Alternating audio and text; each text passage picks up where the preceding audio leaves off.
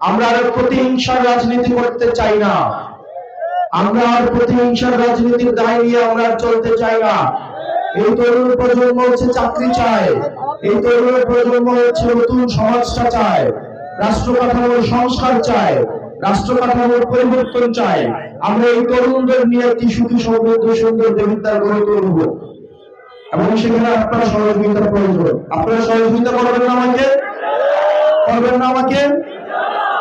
প্রিয় শিক্ষার্থীরা, এখানে আপনারা যারা অনেকে উপস্থিত আছেন, আপনাদের কাছে অনুরোধ থাকবে আপনারা আপনাদের বাবা মার কাছে এই পরিবর্তনের বার্তাটা পৌঁছে দিবেন। আপনারা আপনাদের বাবা মাকে, আত্মীয় স্বজনকে, পাড়া প্রতিবেশীকে এই সাতলা কলেজ এবং গণভোটে ভোট দেওয়ার জন্য উৎসাহিত করবেন।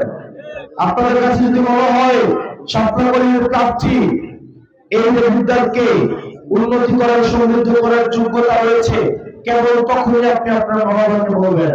আর আল্লাহর কাছে আমি দোহাই করে বলি, যদি মনে হয় আমার থেকে অন্য কোন প্রার্থী ভালো কাজ করতে পারবে, তাহলে আপনারা তার কথা বলবেন, আমার কোনো আপত্তি নাই।